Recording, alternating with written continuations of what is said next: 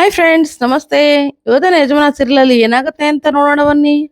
So ಅದಕ್ಕೂ ಮುಂಚೆ ಇನ್ನು ಈ ಚಾನಲ್ ಯಾರು ಸಬ್ಸ್ಕ್ರೈಬ್ ಮಾಡದೆ ವಿಡಿಯೋ ನೋಡ್ತಾ ಇದ್ದೀರಾ ದಯವಿಟ್ಟು ಸಬ್ಸ್ಕ್ರೈಬ್ ಮಾಡ್ಕೊಳ್ಳಿ, ಲೈಕ್ ಮಾಡಿ ಅಂಡ್ ಶೇರ್ ಮಾಡಿ.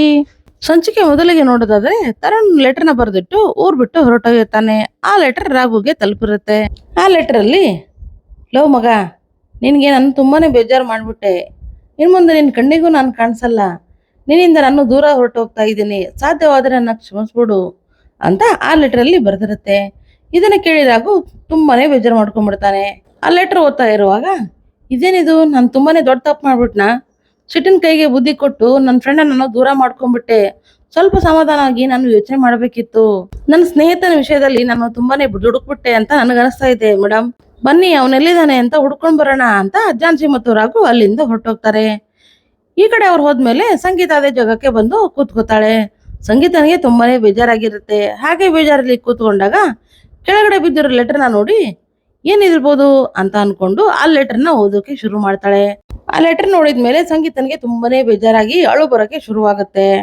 ಈ ಕಡೆ ಆಯ್ತಾ, ಏನ್ ಪ್ರಣವ್ ಅವರೇ, ಏನು ಯೋಚನೆ ಮಾಡಿದ್ರಾ? ನನ್ ಮಾತು ಕೇಳಿ ನಿಮ್ಗೆ ಏನ್ ಅನ್ಸ್ತು? ನನ್ ಜೊತೆ ಕೈ ಜೋಡಿಸ್ತೀರಾ ಅಂತ ಕೇಳ್ತಾಳೆ. ಆಗ ಪ್ರಣವ್, ಆಯ್ತು, ನೀನ್ ಹೇಳಿದ್ದು ಕರೆಕ್ಟ್ ಆಗಿದೆ. ಆ ಜಾನ್ಸಿ ಒಂಥರ ಸೆಲ್ಫಿಶ್. ತನ್ನ ಸ್ವಾರ್ಥಕ್ಕೋಸ್ಕರ ಅವಳು ಏನ್ ಬೇಕಾದ್ರೂ ಮಾಡ್ತಾಳೆ. ಇವಾಗ್ಲೂ ನೋಡಿದ್ಯಾ, ನಿನ್ನ ಒಂದ್ ಮಾಡಿ ತಾವಿಬ್ರು ಖುಷಿಯಾಗಿರ್ಬೇಕು ಅಂತ ಪ್ಲಾನ್ ಮಾಡಿದಾಳೆ. ಅದಕ್ಕೆ ನಿನ್ನ ಅವ್ರ ದಾರಿಯಿಂದ ಸರಿಸೋಕೆ ನನ್ನನ್ನ ಚೂ ಬಿಟ್ಟಿದ್ದಾಳೆ ಅಷ್ಟೇ. ಇವಳು ಮಾತಿಗೆ ನಾನು ಯಾವತ್ತೂ ಮರಳಾಗಲ್ಲಪ್ಪ. ನೀನ್ ಏನ್ ಹೇಳ್ತೀಯೋ ಅದನ್ನೇ ನಾನು ಕೇಳ್ತೀನಿ ಅಂತ ಅನಿತನ ಹತ್ರ ಹೇಳೋಕೆ ಶುರು ಮಾಡ್ತಾನೆ. ಈ ಕಡೆ ರಾಘು ತರುಣ ಹುಡ್ಕೋಕೆ ಆ ಕಡೆ ಈ ಕಡೆ ಅಲ್ಲಿತಾನೆ ಇರ್ತಾನೆ. ಆದ್ರೆ ತರುಣ್ ಮಾತ್ರ ಸಿಗ್ತಾನೆ ಇರೋದಿಲ್ಲ. ತರುಣ ಅವನ ಹತ್ರ ನಡ್ಕೊಂಡು ಹೋಗ್ತಾನೆ ಇರ್ತಾನೆ. ಆಗ ರಾಘು ಸುತ್ತಾಡಿ ಒಂದತ್ರ ಹೋಗಿ ನಿಂದಿರ್ತಾನೆ. ನಿಂತ್ಕೊಂಡು, ಮೇಡಮ್, ಅವ್ನು ನಿಜವಾಗ್ಲೂ ಹೋಗ್ಬಿಟ್ಟ ಮೇಡಮ್. ನನ್ನ ಬಿಟ್ಟು ಅವನು ತುಂಬಾನೇ ದೂರ ಹೊರಟೋಗ್ಬಿಟ್ಟ. ನಾನು ತುಂಬಾನೇ ದುಡುಕ್ಬಿಟ್ಟೆ ಅಂತ ನನಗನ್ನಿಸ್ತಾ ಇದೆ. ನಾನು ಆ ಥರ ಅವನಿಗೆ ಮಾತಾಡಬಾರ್ದಿತ್ತು ಅಂತ ಕೆಳಗಡೆ ಕೂತ್ಕೊಂಡ್ಬಿಡ್ತಾನೆ. ಆಗ ಅಲ್ಲಿ ಜಾನ್ಸಿ, ಅಗಡ್ ನೋಡಿ, ಅಲ್ಲಿ ತರುಣ್ ಇದ್ದಾನೆ ಅಂತ ಸೊನ್ನೆ ಮಾಡಿ ತೋರಿಸ್ತಾಳೆ. ಆಗ ಅಲ್ಲಿ ತರುಣ್ ನಿಂತ್ಕೊಂಡಿರ್ತಾನೆ. ತರುಣ ನೋಡಿ, ನಿಂತ್ಕೊಳ್ಳೋ ಅಂತ ರಾಘು ಹೇಳ್ತಾನೆ. ಅದು ಮಗ, ನಾನು ನಿನಗೆ ತೊಂದರೆ ಕೊಡಬಾರ್ದು ಅಂತ ಹೊರಟೋಗ್ತಾ ಇದ್ದೆ. ಇನ್ನೇನು ಹೊರಟೋಗ್ಬಿಡ್ತೀನಿ ಕಣೋ ಅಂತ ಹೇಳಿದಾಗ, ಏನೋ ಹೊರಟೋಗ್ತೀಯಾ? ಮೋಸ ಮಾಡಿ ಹೊರಟೋಗ್ಬೇಕು ಅಂತ ಅನ್ಕೊಂಡಿದ್ಯಾ ಅಂತ ಹೇಳ್ತಾರಾಗು ತರುಣ್ ಕೆನ್ನೆಗೆ ಪಡಾರನಾಗಿ ಹೊಡೆದ್ಬಿಡ್ತಾನೆ. ತರುಣ, ಲೋ ಮಗ, ದಯವಿಟ್ಟು ಕ್ಷಮಿಸ್ಬಿಡು ಅಂತ ತರುಣ್ ಹೇಳ್ತಾನೆ ಇರ್ತಾನೆ. ಅಲ್ಲೋ, ಅದೇಗೋ ಅನ್ಕೊಂಡೆ, ನೀನಿಲ್ದೆ ನಾನು ಹೇಗೆ ಬದುಕ್ತೀನಿ ಅಂತ ಹೇಗೆ ಅನ್ಕೊಂಡೆ? ನೀನು ಹೊರಟೋಗ್ಬಿಟ್ರೆ ಎಲ್ಲ ಸಮಸ್ಯೆನ ಬಗೆಹರಿದ್ ಬಿಡುತ್ತಾ?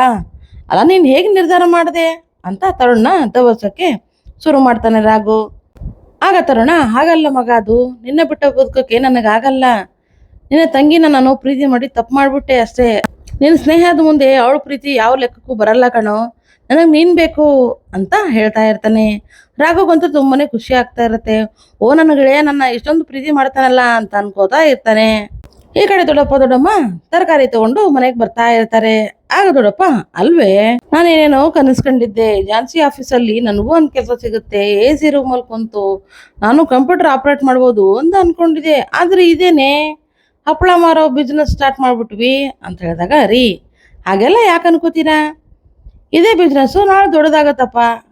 ನನ್ನ ಸೊಸೆ ಮೇಲೆ ನನಗೆ ನಂಬಿಕೆ ಇದೆ ಅಂತ ಹೇಳ್ತಾರವಾಗ, ಅಲ್ವೇ, ನನಗೆ ಇಷ್ಟೆಲ್ಲ ನೋಡಿದ್ಮೇಲೆ ನಾವಿಬ್ರು ಹಪ್ಪಳ ಸೊಂಡಿಗೆ ಗರಿಗೆರೆಯಾದ ಹಪ್ಪಳ, ಗರಿಗರಿಯಾದ ಹಪ್ಪಳ, ಬನ್ನಿ ತಗೊಳ್ಳಿ ಅಂತ ಬೀದಿ ಅಲ್ಲಿತಾ ಮಾರ್ತಾ ಇರೋ ದೃಶ್ಯ ನಂಗೆ ಕಣ್ಮುಂದೆ ಬರ್ತಾ ಇದೆ ಕಣೆ.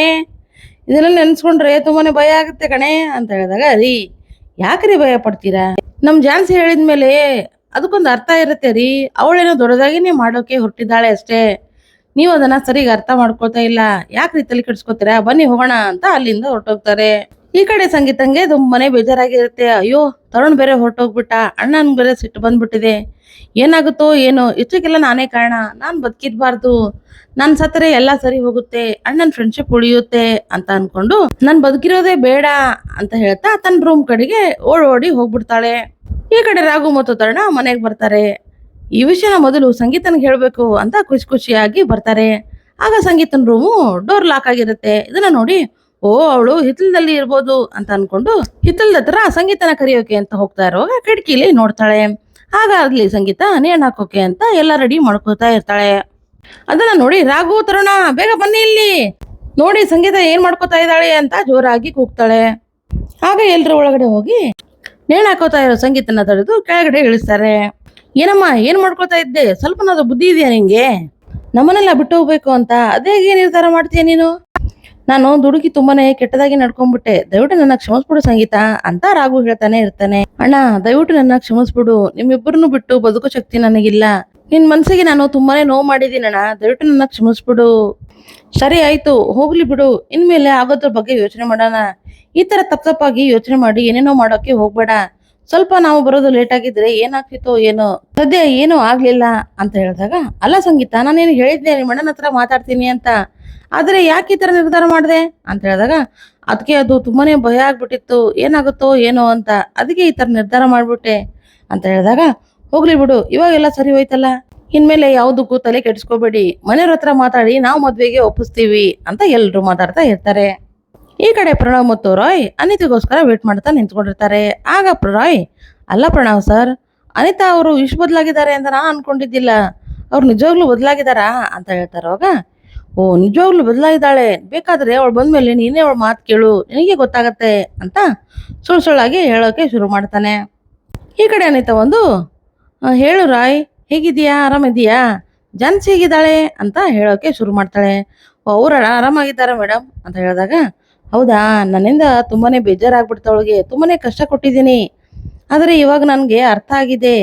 ನೋಡಿದ್ಯಾ ಅವಳ ಒಳ್ಳೆತನನ ಯಾವ ಥರ ಪ್ರೂವ್ ಮಾಡಿದ್ಲು ಅಂತ, ಜೈಲಲ್ಲಿರೋ ಈ ಪ್ರಣವ್ನ ಆಚೆ ಕರೆಸಿದ್ಲು ಗೊತ್ತಾ, ಅವಾಗಲೇ ನನಗೆ ಅರ್ಥ ಆಯ್ತು ಅವಳು ಎಂತವಳು ಅಂತ. ಅವಳ ಬಗ್ಗೆ ತುಂಬಾನೇ ನಾನು ಕೆಟ್ಟದಾಗಿ ತಿಳ್ಕೊಂಬಿಟ್ಟಿದ್ದೆ, ಆದರೆ ಇನ್ಮೇಲೆ ಆ ಥರ ಇಲ್ಲ. ಅವಳು ಹೇಗಾದರೂ ಮಾಡಿ ಅವಳನ್ನ ಮೀಟ್ ಮಾಡಿಸು, ಅವಳ ಹತ್ರ ಒಂದೇ ಒಂದ್ಸಾರಿ ನಾನು ಸಾರಿನ ಕೇಳಬೇಕು, ಅದಕ್ಕೆ ಹೇಗಾದರೂ ಮಾಡಿ ಅವಕಾಶ ಮಾಡಿಕೊಡು ರಾಯ್ ಅಂತ ಅನಿತಾ ರಾಯ್ನ ಕೇಳ್ತಾಳೆ. ಆಗ ರಾಯ್, ಅದಕ್ಕೇನು ಮೇಡಮ್, ಈಗಲೇ ಫೋನ್ ಮಾಡಿ ಮೇಡಮ್ಗೆ ಹೇಳ್ತೀನಿ, ಮೇಡಮ್ ಅಂತೂ ತುಂಬಾನೇ ಖುಷಿ ಪಡ್ತಾರೆ ಅಂತ ಹೇಳಿ ಆ ಕಡೆ ಫೋನಲ್ಲಿ ಮಾತಾಡೋಕೆ ಅಂತ ಹೋಗ್ತಾನೆ. ಈ ಕಡೆ ರಾಘು ಎಲ್ರನ್ನು ಮುಂದೆ ನಿಲ್ಲಿಸ್ಕೊಂಡು, ನಿಮ್ಗೊಂದು ವಿಷಯ ಹೇಳಬೇಕಿತ್ತು, ಆದರೆ ಒಬ್ಬ ವ್ಯಕ್ತಿ ಬಗ್ಗೆ ನಿಮ್ಮ ಮುಂದೆ ನಾನು ಹೇಳ್ತೀನಿ, ಅವನ ಬಗ್ಗೆ ನೀವು ಕರೆಕ್ಟಾಗಿ ನಿಮ್ಮ ಒಪಿನಿಯನ್ ಏನು ಅಂತ ಹೇಳಬೇಕು ಅಂತ ಹೇಳಿದಾಗ, ಏನಪ್ಪ ಅದು ಹೇಳು ಅಂತ ದೊಡ್ಡಪ್ಪ ಕೇಳ್ತಾನೆ. ಅದೇ ನಮ್ಮ ತರುಣನ ಬಗ್ಗೆ ನಿಮ್ಗೆ ಏನ್ ಅನ್ಸುತ್ತೆ ದೊಡ್ಡಪ್ಪ ಅಂತ ಕೇಳಿದಾಗ, ಓ ಅದನ್ನೇನಪ್ಪ ನೀನ್ ಕೇಳೋದು, ಅವನು ನಮ್ಮ ಮನೆ ಮಗ, ನಮಗೋಸ್ಕರನೇ ಅವನು ಎಷ್ಟೆಲ್ಲ ಮಾಡಿಲ್ಲ, ಅವನ ನಾವು ಬಿಟ್ಕೊಡಕ್ಕಾಗತ್ತಾ, ಅವನಂತರೂ ಗೋಲ್ಡ್ ಜೆಂಟಲ್ ಮ್ಯಾನ್ ಅಪ್ಪ ಅವನು, ಅವನ ಬಗ್ಗೆ ಹೇಳೋಕೆ ಮಾತೇ ಇಲ್ಲ, ಒಟ್ನಲ್ಲಿ ಅವನು ಒಳ್ಳೆ ಹುಡುಗ ಅಂತ ಹೇಳ್ತಾ ಇರುವಾಗ ಇಲ್ಲಿಗೆ ಈ ಸಂಚಿಕೆ ಎಂಡ್ ಆಗುತ್ತೆ. ಈ ಸಂಚಿಕೆ ನಿಮ್ಗೆ ಇಷ್ಟ ಆದ್ರೆ ಖಂಡಿತ ಲೈಕ್ ಮಾಡಿ, ಶೇರ್ ಮಾಡಿ ಅಂಡ್ ಸಬ್ಸ್ಕ್ರೈಬ್ ಮಾಡಿ. ಸೊ ನೆಕ್ಸ್ಟ್ ವಿಡಿಯೋದಾಗ ಸಿಗೋಣ. ಸೊ ಇವ್ರಿಗೂ tata bye bye, take care.